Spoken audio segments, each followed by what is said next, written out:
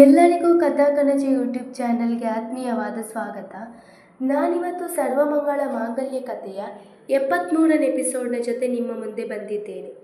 ಈ ಕಥೆ ನಿಮಗೆ ಇಷ್ಟವಾಗಿದ್ದಲ್ಲಿ ಅಥವಾ ನೀವಿನ್ನು ಹೊಸದಾಗಿ ನಮ್ಮ ಚಾನಲನ್ನು ನೋಡ್ತಾ ಇದ್ದಲ್ಲಿ ತಪ್ಪದೆ ನಮ್ಮ ಚಾನಲನ್ನು ಸಬ್ಸ್ಕ್ರೈಬ್ ಮಾಡಿ, ಹಾಗೆ ಸಪೋರ್ಟ್ ಮಾಡಿ.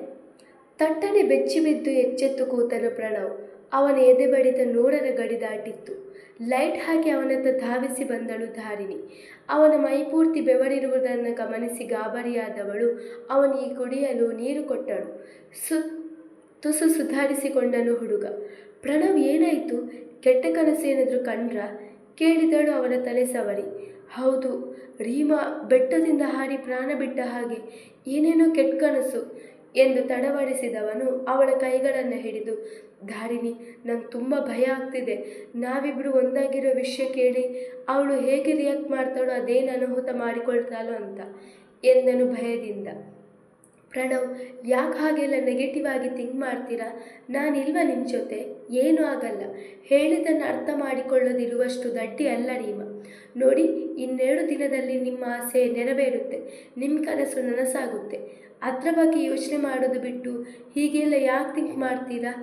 ಅವಳನ್ನು ನಾನು ನೋಡ್ಕೊಳ್ತೀನಿ, ನೀವು ನಿಮ್ಮ ಸಂಗೀತದ ಕಡೆ ಗಮನ ಕೊಡಿ ಎಂದವಳೇ ಅವನನ್ನು ಮಲಗಿಸಿ ತಲೆನೇವರಿಸುತ್ತಾ ಅವನ ಪಕ್ಕವೇ ಕೂತಳು. ಮರುದಿನ ಮುಂಜಾನೆಯೇ ರೀಮಳ ಮನೆಗೆ ಬಂದಿದ್ದಳು ಧಾರಿಣಿ. ಅವಳನ್ನು ಕಂಡವಳ ಹುಬ್ಬುಗಳು ಬೆಸೆದವು. ಓಹೋ, ಏನು ಇಲ್ಲಿ ತನಕ ಬಂದಿದ್ದೀಯಾ? ವಿಷಯ ಗೊತ್ತಾಗಿ ನನ್ನ ಗಂಡನನ್ನು ಬಿಟ್ಕೊಡಂತ ಭಿಕ್ಷೆ ಕೇಳೋಕೆ ಬಂದ್ಯಾ? ಕೇಳಿದಳು ರೀಮಾ ಗಂಭೀರವಾಗಿ. ಅವರು ನಿನ್ನ ಗಂಡ, ನಾನ್ಯಾಕೆ ಅವರನ್ನು ಬಿಟ್ಕೊಡಿ ಅಂತ ಕೇಳಿ ರೀಮಾ ಎಂದು ನಸುನಕ್ಕವಳ ಮಾತು ಕೇಳಿ ದಿಗ್ಮೂಢಳಾದಳು ರೀಮಾ. ಅವಳ ಬೆಸೆದ ಹುಬ್ಬುಗಳು ಬೇಡಾದವು. ಅಂದರೆ ನಿನ್ನನ್ನು ನಿನ್ನ ಗಂಡನ ಮನೆಗೆ ಕರ್ಕೊಂಡು ಹೋಗೋಕೆ ನಾನು ಬಂದಿದ್ದೀನಿ ಎಂದವಳ ಮಾತು ಕೇಳಿ ಇನ್ನಷ್ಟು ಅಯೋಮಯವಾಯಿತು ಅವಳಿಗೆ. ಧಾರಿಣಿ, ಏನು ಹೇಳ್ತಾ ಇದ್ದೀಯಾ ನೀನು? ತಮಾಷೆ ಮಾಡ್ತಾ ಇದ್ದೀಯಾ? ಅಸಹನೆಯಿಂದ ಕೇಳಿದವಳ ಭುಜ ಬಳಸಿದವಳು. ತಮಾಷೆ ಮಾಡೋ ವಿಷಯ ಇದಲ್ಲ ರೀಮಾ. ನಿನ್ನ ಪ್ರಣವ್ ವಿಷಯ ಕೇಳಿನೇ ನಾನು ಈ ಮಾತನ್ನು ಆಡ್ತಾ ಇರೋದು. ಪ್ರಣವ್ ನನಗೂ ತಾಳಿ ಕಟ್ಟಿರಬಹುದು, ಆದರೆ ಅವಳ ಮೊದಲನೇ ಹೆಂಡತಿ ನೀನು. ನ್ಯಾಯವಾಗಿ ಅವಳು ನಿನಗೆ ಸೇರಬೇಕು. ಅದಕ್ಕೆ ನಿನ್ನನ್ನು ಮತ್ತೆ ಅವಳನ್ನು ಒಟ್ಟಿಗೆ ಸೇರಿಸೋಕೆ ಬಂದಿದ್ದೀನಿ. ಇಡೀ ಪ್ರಪಂಚಕ್ಕೆ ನೀನು ಅವಳ ಹೆಂಡತಿ ಅಂತ ಸಾಬೀತು ಮಾಡಿ ತೋರಿಸೋದಕ್ಕೆ ಬಂದಿದ್ದೀನಿ ಎಂದಳು ಅವಳ ಕಣ್ಣಲ್ಲಿ ಕಣ್ಣಿಟ್ಟು. ಅವಳ ಮಾತು ಕೇಳಿ ಖುಷಿ, ದುಃಖ, ಗೊಂದಲ ಎಲ್ಲವೂ ಮಿಶ್ರ ಭಾವ ರೀಮಾಳಿಗೆ. ಇಷ್ಟು ದಿನ ಯಾವುದಕ್ಕಾಗಿ ಕಾಯುತ್ತಿದ್ದಳೋ ಆ ದಿನ ಕೊನೆಗೂ ಬಂದು ಬಿಟ್ಟಿತ್ತು. ಖುಷಿಗೆ ದುಃಖಿತಳಾದವಳು, ಇದೆಲ್ಲ ಹೇಗೆ ಸಾಧ್ಯ? ಮನೆಯವರು ಎಂದವಳಿಗೆ, ಅವಳು ಆಗಲೇ ನಿನ್ನನ್ನು ಒಪ್ಪಿಕೊಂಡು ಆಗಿದೆ ರೀಮಾ. ನಿನ್ನನ್ನು ಬರಮಾಡ್ಕೊಳ್ಳೋಕೆ ಅವಳೆಲ್ಲರೂ ಕಾಯ್ತಾ ಇದ್ದಾಳೆ. ಬರಲ್ವ ನನ್ನ ಜೊತೆ? ಕೇಳಿದವಳೆಲ್ಲ ಕಣ್ಣಲ್ಲಿ ಕಣ್ಣಿಟ್ಟು. ಖುಷಿಯಿಂದ ಅವಳನ್ನು ಬಿಗಿದಪ್ಪಿದಳು ರೀಮಾ. ತುಸು ಹೊತ್ತಿನ ಆಲಿಂಗನದ ನಂತರ ದೂರಾದರಿಬ್ಬರು.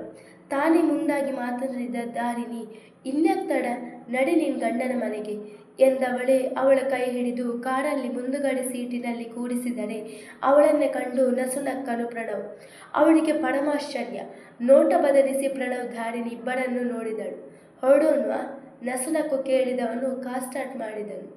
ಅವಳು ಕಾರಿನಿಂದಿಳಿಯೋ ವೇಳೆಗೆ ಸರಿಯಾಗಿ ಮನೆಯವರೆಲ್ಲರೂ ಅವರನ್ನು ಬರಮಾಡಿಕೊಳ್ಳಲು ತುದಿಕಾಲಲ್ಲಿ ನಿಂತಿದ್ದರು. ಭ್ರಮ ಅದಾಗಲೇ ಆರತಿ ತಟ್ಟೆ ತಯಾರು ಮಾಡಿ ಹಿಡಿದು ನಿಂತಿದ್ದರೆ ನೀಲಮೇಘ ಇಬ್ಬರು ಅವರ ಬರುವಿಕೆಯನ್ನೇ ಕಾದು ಕೂತಿದ್ದರು. ಹೊಸ್ತಿಲ ಬಳಿ ನಿಂತ ರೀಮಾಳಿಗೆ ಮನೆಯವರೆಲ್ಲರನ್ನು ಕಂಡು ಆಶ್ಚರ್ಯವಾಗಿತ್ತು. ಯಾಕಮ್ಮ ಹಾಗೆ ನೋಡ್ತಾ ಇದ್ದೀಯಾ? ಕೇಳಿದಳು ಮೇಘ. ತನ್ನನ್ನು ಕಂಡಾಗಲೆಲ್ಲ ಕಿಡಿಕಾರುತ್ತಿದ್ದವಳು ಎಂದು ಆತ್ಮೀಯತೆಯಿಂದ ಮಾತನಾಡುತ್ತಿರುವುದನ್ನು ಕಂಡು ಅಚ್ಚರಿಗೊಂಡಳು ಹುಡುಗಿ. ನೀನು ನಮ್ಮನೆ ಸೊಸೆ, ನಿನ್ನನ್ನು ಹಾಗೆ ಒಳಗಡೆ ಸೇರಿಸ್ಕೊಳ್ಳೋಕೆ ಆಗಲ್ಲ ಎಂದ ನೀಲರವರು ಭ್ರಮ ಎಂದು ಕರೆದರೆ ಆರತಿ ತಟ್ಟೆ ಹಿಡಿದು ಹೊರಬಂದಳು ಭ್ರಮ. ಇಬ್ಬರು ಒಟ್ಟಿಗೆ ನಿಂತ್ಕೊಳ್ಳಿ, ಧಾರಿಣಿ ಹೇಳಿದಾಗ ರೀಮಳ ಭುಜ ಹಿಡಿದು ನಿಂತನು ಪ್ರಣವ್. ಅವರಿಬ್ಬರಿಗೂ 4 ಜನ ಮುತ್ತೈದೆಯರು ಆರತಿ ಎತ್ತಿದರೆ ಬಿಟ್ಟ ಕಣ್ಣು ಬಿಟ್ಟಂತೆ ನೋಡುತ್ತಾ ನಿಂತು ಬಿಟ್ಟಳು ರೀಮಾ. ಬಲಗಾಲಿಟ್ಟು ಒಳಗಡೆ ಬನ್ನಿ ರೀಮಾ ಅಕ್ಕ, ಭ್ರಮ ನಗುತ್ತಾ ನುಡಿದಾಗ ಎಚ್ಚೆತ್ತುಕೊಂಡ ರೀಮಾ ಬಲಗಾಲಿಟ್ಟು ಗೃಹ ಪ್ರವೇಶ ಮಾಡಿದಳು. ಈಗಲೂ ಇದೆಲ್ಲವನ್ನು ಅವಳಿಂದ ನಂಬಲಾಗುತ್ತಿಲ್ಲ. ತಿಳಿದೋ ತಿಳಿದೇನೋ ನಿನ್ನ ಮೇಲಿರೋ ಕೋಪಕ್ಕೋ ಒಟ್ಟಿನಲ್ಲಿ ನಮ್ಮ ಕಡೆಯಿಂದ ನಿನಗೆ ತುಂಬ ಅನ್ಯಾಯ ಆಗಿದೆ. ಜೊತೆಗೆ ಮನಸ್ಸಿಗೆ ತುಂಬ ನೋವು ಕೊಟ್ಬಿಟ್ವಿ. ಆದರೆ ಇನ್ಮುಂದೆ ನಾವು ಯಾರೂ ನಿನ್ನ ಜೊತೆ ಹಾಗೆ ನಡ್ಕೊಳ್ಳಲ್ಲ. ನೀನು ಕೂಡ ಧಾರಿಣಿ ಭ್ರಮ ಹಾಗೆ ಈ ಮನೆ ಸೊಸೆ ಎಂದರು ಶ್ಯಾಮ್. ಹೌದಮ್ಮ, ಸಾಧ್ಯ ಆದರೆ ನಮ್ಮ ತಪ್ಪನ್ನು ಹೊಟ್ಟೆಗೆ ಹಾಕೊಂಡು ಬಿಡು ಎಂದು ತಲೆ ತಗ್ಗಿಸಿದರು ರಾಮ್. ಅವಳ ಬಾಯಿಂದ ಬಂದ ಮಾತುಗಳನ್ನು ಕೇಳಿ ಮೂಗಿ ಅಂತಾದಳು ರೀಮಾ. ಛೇ ಛೇ, ಖಂಡಿತ ಇಲ್ಲ ಅಂಕಲ್. ನೀವು ನಡ್ಕೊಂಡ ರೀತಿಯಿಂದ ನೋವಾಗಿದ್ದೇನು ನಿಜ. ಆದರೆ ನಿಮ್ಮ ಜಾಗದಲ್ಲಿ ನಿಂತು ಯೋಚನೆ ಮಾಡಿದಾಗ ನೀವು ತಗೊಂಡ ನಿರ್ಧಾರ, ಆಡಿದ ಮಾತು ನ್ಯಾಯವಾಗಿ ಇತ್ತು ಎಂದಳು. ಅವಳ ಮಾತು ಕೇಳಿ ಮನೆಯವರೆಲ್ಲರ ಮನಸ್ಸು ನಿರಾಳವಾಗಿತ್ತು. ಸರಿನಮ್ಮ, ನೀನು ಸ್ವಲ್ಪ ಹೊತ್ತು ರೆಸ್ಟ್ ತೆಗೋ. ಆಗಬೇಕಾಗಿರೋ ಕೆಲಸ ತುಂಬ ಇದೆ. ಅಲ್ಲಿ ತನಕ ನೀನು ಗೆಸ್ಟ್ ರೂಮ್ನಲ್ಲಿ ಇರು ಎಂದ ಮೇಘರವರು. ಧಾರಿಣಿ, ಅವಳಿಗೆ ರೂಮ್ ತೋರಿಸು ಎಂದರು. ಅವರ ಮಾತಿನ ಆಜ್ಞೆಯಂತೆ ಅವಳನ್ನು ಮೇಲ್ಮಹಡಿಯತ್ತ ಕರೆದೊಯ್ದಳು ಧಾರಿಣಿ. ಎದೆ ಹಿಡಿದು ನಿಟ್ಟುಸಿರು ಹೊಡೆದಬ್ಬಿದನು ಪ್ರಣವ್. ಅವನ ಭುಜ ಒತ್ತಿ ಹಿಡಿದನು ಪಾರ್ಥ. ಕೋಣೆಯೊಳಗೆ ಕಾಲಿಟ್ಟ ಹುಡುಗಿ ಇನ್ನೂ ವಾಸ್ತವಕ್ಕೆ ಮರಳಿದಂತಿಲ್ಲ. ಅವಳು ಬೆದರುಗೊಂಬೆಯಂತೆ ನಿಂತಿದ್ದರೆ ಅವಳನ್ನು ಕಂಡು ನಕ್ಕವಳು. ಇನ್ನೂ ಶಾಕ್ನಲ್ಲೇ ಇದ್ದೀಯಾ ಅನಿಸುತ್ತೆ ಅಲ್ವಾ ಎಂದು ಕೇಳಿದಳು ಧಾರಿಣಿ ಹಾಸಿಗೆ ಸರಿಪಡಿಸುತ್ತ. ತಕ್ಷಣ ಎಚ್ಚೆತ್ತವಳು. ಹೌದು, ಈ ಮನೆಯವರು ನನ್ನನ್ನು ಕಂಡ್ರೆ ಸಿಡಿದು ಬೀಳ್ತಾ ಇದ್ರು. ಆದರೆ ಈಗ ನನಗೆ ಈಗಲೂ ನಂಬೋಕ್ಕಾಗ್ತಿಲ್ಲ. ಇದೆಲ್ಲ ಹೇಗೆ ಸಾಧ್ಯ ಎಂದು ಗೊಂದಲಕ್ಕೆ ಒಳಗಾದವಳಂತೆ ಕೇಳಿದಳು ರೀಮಾ. ಮನಸ್ಸು ಮಾಡಿದರೆ ಎಲ್ಲನೂ ಸಾಧ್ಯ.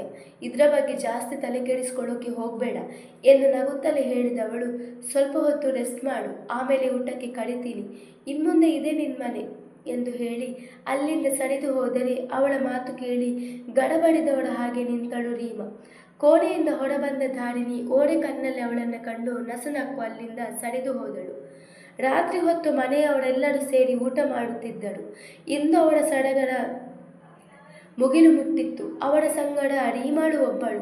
ಒಂಟಿ ಪಿಶಾಚಿಯ ಹಾಗೆ ಒಬ್ಬಳಿ ಕೂತು ಉಣ್ಣುತ್ತಿದ್ದ ಹುಡುಗಿಗೆ ಅವರೆಲ್ಲರ ಜೊತೆಗಿನ ಮಾತುಕತೆಯ ಊಟ ಮನಸ್ಸಿಗೆ ಮುದ ನೋಡಿತ್ತು.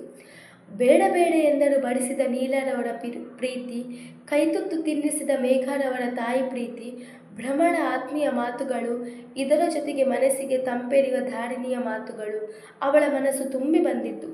ಬಹುದಿನಗಳಿಂದ ಕಾಯುತ್ತಿದ್ದ ಸುದೀನ ಅವಳ ಜೀವನದಲ್ಲಿ ಕೊನೆಗೂ ಬಂದಿತ್ತು. ಮರುದಿವಸ ಮುಂಜಾನೆಯೇ ಪ್ರಣವ್ ಹಾಗೂ ರೀಮಾ ದೇವಸ್ಥಾನಕ್ಕೆ ಹೊರಟು ನಿಂತಿದ್ದರು. ತಾನೇ ಆಸ್ಥೆಯಿಂದ ರೀಮಾಳನ್ನು ಅಲಂಕರಿಸಿದ್ದಳು ಧಾರಿಣಿ. ಧಾರಿಣಿ, ನೀನು ನಮ್ಮ ಜೊತೆ ಬರ್ತಾ ಇದ್ದಿದ್ರೆ ಚೆನ್ನಾಗಿರ್ತಿತ್ತು ಎಂದಳು ರೀಮಾ. ನಿಮ್ಮಿಬ್ಬರ ಮಧ್ಯೆ ನಾನ್ಯಾಕೆ? ಆರಾಮಾಗಿ ಹೋಗಿ ದೇವರ ದರ್ಶನ ಮಾಡ್ಕೊಂಡು ಬನ್ನಿ ಎಂದು ನಸುನಗುತ್ತ ನುಡಿದವಳು ಅವಳನ್ನು ಕರೆದುಕೊಂಡು ಹಾಲ್ನತ್ತ ಬಂದರೆ ಮನೆಯವರೆಲ್ಲರ ಕಣ್ಣುಗಳು ಚುರುಕಾದವು. ಬೆಳಿಗ್ಗೆ ಬೆಳಿಗ್ಗೆ ಇಷ್ಟು ಚಂದ ರೆಡಿಯಾಗಿ ಎಲ್ಲಿಗೆ ಹೋಗ್ತಿದ್ದೀರಾ ಅಕ್ಕ? ಅಚ್ಚರಿ ನಟಿಸುತ್ತ ಕಣ್ಣರಳಿಸಿ ಕೇಳಿದಳು ಭ್ರಮ. ದೇವಸ್ಥಾನಕ್ಕೆ ಹೋಗ್ತಾ ಇದ್ದೀವಿ ಭ್ರಮ ಎಂದಳು ನಗುತ್ತ ರೀಮಾ. ನೀಲಮೇಘ, ಶ್ಯಾಮ್, ರಾಮ್ ಎಲ್ಲರ ಕಣ್ಣುಗಳು ಧಾರಿಣಿಯ ಮೇಲೆ ನೆಟ್ಟವು. ಅವರೆಲ್ಲರಿಗೂ ಕಣ್ಣಲ್ಲಿ ಸನ್ನೆ ಮಾಡಿದವಳು ಗಂಡನತ್ತ ತಿರುಗಿದಳು. ಆದರೆ ಪಾರ್ಥನಿಗೆ ಮಾತ್ರ ಇದೇಕೋ ಸರಿ ಕಾಣಲಿಲ್ಲ. ಸುಮ್ಮನೆ ಕೂತು ಬಿಟ್ಟನು. ಸರಿ, ಹೊರಡೋಣ್ವಾ ಎಂದು ಅವಳ ಬಳಿ ಕೇಳಿದವನು. ನಾವು ಹೋಗ್ಬರ್ತೀವಿ ಎಂದು ಸಿರಿ ಪ್ರಣವ್ ಮುಂದೆ ಹೆಜ್ಜೆ ಹಾಕಿದರೆ ಅವನ ಹಿಂದೆಯೇ ಹೆಜ್ಜೆ ಹಾಕಿದಳು ರೀಮಾ. ಅವರಿಬ್ಬರು ಅಲ್ಲಿಂದ ಹೋದ ನಂತರ, ಅದಕ್ಕೆ ನನಗೆ ಇದಕ್ಕೂ ಸರಿ ಕಾಣಿಸ್ತಿಲ್ಲ, ಆದಷ್ಟು ಬೇಗ ಇದಕ್ಕೊಂದು ಅಂತ್ಯ ಹಾಡ್ಬಿಡಿ ಎಂದನು ಪಾರ್ಥ ಅಸಮಾಧಾನದಿಂದ. ಸಿಟ್ಟಾಗಬೇಡ ಪಾರ್ಥ, ಇನ್ನೊಂದು 2 ದಿನ ಅಷ್ಟೇ, ಆಮೇಲೆಲ್ಲ ಸರಿ ಹೋಗುತ್ತೆ, ನೀನು ಆರಾಮಾಗಿರು ಎಂದು ಅವನನ್ನು ಸಮಾಧಾನಿಸಿದವಳು. ಅಂದಹಾಗೆ ಮಾವ ಶಾಸ್ತ್ರಿಗಳ ಹತ್ರ ಮಾತಾಡಿದ್ರ ಕೇಳಿದಳು ಧಾರಿಣಿ ರಾಮ್ರವರ ಕಡೆ ತಿರುಗಿ. ಹೂನಮ್ಮ, ಇವತ್ತು ಬೆಳಿಗ್ಗೆನೇ ಕಾಲ್ ಮಾಡಿ ವಿಚಾರಿಸಿದೆ. ನಾಳೆ ಹೇಗಿದ್ರು ಪ್ರಣವ್ ವಾಯ್ಸ್ ಟೆಸ್ಟಿಂಗ್ ಇದೆಯಲ್ಲ, ಅದರ ಮರುದಿನನೇ ಶಾಸ್ತ್ರ ನಡೆಯುತ್ತೆ ಎಂದರು ರಾಮ್. ಅವಳ ಮಾತು ಕೇಳಿ ಅವಕ್ಕಾದರು ಮೇಘ. ಏನು ಶಾಸ್ತ್ರ? ತಮಾಷೆ ಮಾಡ್ತಾ ಇದ್ದೀರಾ? ಈಗಾಗಲೇ ಮದುವೆ ಆಗಿರೋ ಹುಡುಗನಿಗೆ ಇನ್ನೊಂದು ಹುಡುಗಿ ಜೊತೆ? ಛೇ, ಏನಿದೆಲ್ಲ? ನನಗಿದೆಲ್ಲ ಹಿಡಿಸ್ತಿಲ್ಲ ಎಂದು ಸಿಡಿದೆದ್ದರು ಮೇಘ. ಮೇಘು, ಯಾಕೆ ಆವೇಶ ಪಡ್ತೀಯ? ಧಾರಿಣಿ ಏನೇ ಮಾಡಿದರೂ ಅದರ ಹಿಂದೆ ಒಂದು ಬಲವಾದ ಕಾರಣ ಇದ್ದೇ ಇರುತ್ತೆ. ನೀನು ಸಮಾಧಾನವಾಗಿರು ಎಂದು ಮಡದಿಯ ಭುಜ ಒತ್ತಿ ಸಮಾಧಾನಿಸಿದರು ಶ್ಯಾಮ್. ಹೌದು ಅತ್ತೆ, ನಾಳೆ ಒಂದಿನ ಕಳೀಲಿ, ಆಮೇಲೆ ಎಲ್ಲ ನಾವು ಅಂದ್ಕೊಂಡ ಹಾಗೆ ಆಗುತ್ತೆ. ಈ ಸಮಸ್ಯೆಗೂ ತೆರೆ ಬೀಳುತ್ತೆ ಎಂದಳು ಧಾರಿಣಿ ದಿಟ್ಟವಾಗಿ. ದೇವರ ದರ್ಶನ ಮುಗಿಸಿ ಬೆಟ್ಟದ ಮೇಲೆ ಬಂದು ಕೂತಿದ್ದರು ಪ್ರಣವ್ ಹಾಗೂ ರೀಮಾ. ಧಾರಿಣಿಯ ಜೊತೆ ಆಗಾಗ್ಗೆ ಆ ದೇವಸ್ಥಾನಕ್ಕೆ ಭೇಟಿ ನೀಡುತ್ತಿದ್ದವನ ತಲೆಯ ತುಂಬೆಲ್ಲ ಅವಳ ಜೊತೆ ಆ ಬೆಟ್ಟದಲ್ಲಿ ಕಳೆದ ದಿನಗಳೇ ನೆನಪೆ. ಇಷ್ಟು ಬೇಗ ನಮ್ಮ ಲೈಫ್ನಲ್ಲಿ ಇಂಥ ಒಂದು ಟರ್ನಿಂಗ್ ಪಾಯಿಂಟ್ ಬರುತ್ತೆ ಅಂತ ನಾನು ಅಂದ್ಕೊಂಡಿರಲಿಲ್ಲ ಪ್ರಣವ್ ಎಂದವಳು ಅವನ ಕೈಗೆ ಪ್ರಸಾದ ಕೊಟ್ಟರೆ ಸುಮ್ಮಗೆ ಮುಗುಳು ನಕ್ಕು ಸ್ವೀಕರಿಸಿದನು ಪ್ರಣವ್. ಅಷ್ಟರಲ್ಲಿ ಅಲ್ಲಿಗೆ ಬಂದ ಓಡುವ ಹೆಂಗಸೊಬ್ಬರು, ಎಲ್ಲಪ್ಪ ನೀನು ಹೆಂಡತಿ ಧಾರಿಣಿ, ಅಂದಹಾಗೆ ಈ ಹುಡುಗಿ ಯಾರು ಎಂದು ಕೇಳಿದರೆ ಅವಕ್ಕಾದನು ಪ್ರಣವ್. ಅವಳು ಮನೇಲಿದ್ದಾಳೆ ಎಂದಷ್ಟೇ ಉತ್ತರಿಸಿ ಕೊನೆಯ ಪ್ರಶ್ನೆಯನ್ನು ಕಡೆಗಣಿಸಿದನು. ತದನಂತರ ಆ ಹೆಂಗಸು ಅಲ್ಲಿಂದ ಹೊರಟು ಹೋದರೆ ಅವಳತ್ತ ತಿರುಗಿದವನು ಹೊರಡೋಣ ಎಂದು ಸರಿ ಮುಂದೆ ಹೋದರೆ ರೀಮಾಳ ಮನಸ್ಸು ಅದಾಗಲೇ ಕದಡಿತ್ತು. ತಾವೆಲ್ಲೇ ಹೋದರೆ ಜನರು ಧಾರಿಣಿಯನ್ನೇ ಅವನ ಹೆಂಡತಿ ಎಂದು ಪರಿಗಣಿಸುತ್ತಿದ್ದಾರಲ್ಲ, ಅದೇಕೋ ಅವಳ ಆತ್ಮಾಭಿಮಾನಕ್ಕೆ ಪೆಟ್ಟು ಬಿದ್ದಂತಾಗಿತ್ತು. ಆದರೂ ಅದನ್ನು ತೋರ್ಪಡಿಸಿಕೊಳ್ಳದೆ ಅವನ ಹಿಂದೆ ಹೆಜ್ಜೆ ಹಾಕಿದಳು. ಮರುದಿವಸ ಪ್ರಣವ್ನ ವಾಯ್ಸ್ ಟೆಸ್ಟಿಂಗ್ ಇತ್ತು. ಅದಕ್ಕಾಗಿ ಬೆಳಿಗ್ಗೆ ಹುಮ್ಮಸ್ಸಿನಿಂದ ಹೊಸ ಹುರುಪಿನಿಂದ ಹೊರಟು ನಿಂತಿದ್ದನು. ಇಷ್ಟು ದಿನಗಳ ಪರಿಶ್ರಮಕ್ಕೆ ಬೆಲೆ ಬರುವುದರಲ್ಲಿತ್ತು. ಬೇಡ ಧಾರಿಣಿ, ಅವನ ಜೊತೆ ನೀನೇ ಹೋಗು. ನಿನ್ನೆ ದೇವಸ್ಥಾನಕ್ಕೂ ನಾನೇ ಹೋಗಿದ್ದೆ. ಎಷ್ಟೇ ಆಗಲಿ ಅವನ ಸಂಗೀತದ ಹಿಂದೆ ಇರೋ ದೊಡ್ಡ ಶಕ್ತಿ ನೀನೇ ಅಲ್ವಾ? ನೀನು ಅವನ ಜೊತೆಗಿದ್ರೆ ಅವನಿಗೂ ಧೈರ್ಯ ಎಂದಳು ರೀಮಾ. ಇಲ್ಲ ರೀಮಾ, ನೀನು ನಮ್ಮ ಜೊತೆ ಬಾ. ನಾನು ಅವಳ ಸಂಗೀತದ ಆಸಕ್ತಿಗೆ ಧೈರ್ಯ ತುಂಬಿ ಪ್ರೋತ್ಸಾಹ ನೀಡಿರಬಹುದು, ಆದರೆ ಅವಳ ಬೆನ್ನೆಲುಬಾಗಿ ನಿಂತಿರೋ ಬಹುದೊಡ್ಡ ಶಕ್ತಿ ನೀನು. ಸೊ ನೀನು ಬಾ, 3 ಜನನೂ ಹೋಗೋಣ ಎಂದಳು ಧಾರಿಣಿ. ಅವಳ ಮಾತಿಗೆ ನಸುನಕ್ಕು ಹೊರಟು ನಿಂತರು ಮೂವರು. ಇಬ್ಬರ ಹೆಣ್ಣಿನ ಮುದ್ದಿನ ಗಂಡ ಎಂದು ಪ್ರಣವ್ನನ್ನು ಛೇಡಿಸಿದನು ಪಾರ್ಥ. ಅಣ್ಣನ ಹುಡುಗನ್ನು ಕಂಡಾಗ ಸುಮ್ಮಗಾದನು ಹುಡುಗ. ಆಲ್ ದ ಬೆಸ್ಟ್ ಮಗನೇ, ಎಲ್ಲ ಒಳ್ಳೆಯದಾಗಲಿ ಎಂದು ಶುಭ ಹಾರೈಸಿದನು ಮೇಘ. ರಾಮ್ ಹಾಗೂ ಶ್ಯಾಮ್ರವರ ಕಾಲಿಗೂ ಬಿದ್ದು ಆಶೀರ್ವಾದ ಪಡೆದುಕೊಂಡನು ಹುಡುಗ. ಆಲ್ ದ ಬೆಸ್ಟ್ ಬಾವ, ಈ ಸಲ ಕಪ್ ನಮ್ಮದೇ ಎಂದು ನಕ್ಕು ಶುಭ ಹಾರೈಸಿದಳು ಭ್ರಮ. ಅವಳ ಮಾತಿನ ಧಾಟಿಗೆ ರೀಮಾಳನ್ನು ಸೇರಿಸಿ ಎಲ್ಲರೂ ಮನದುಮ್ಮಿ ನಕ್ಕರು. ತದನಂತರ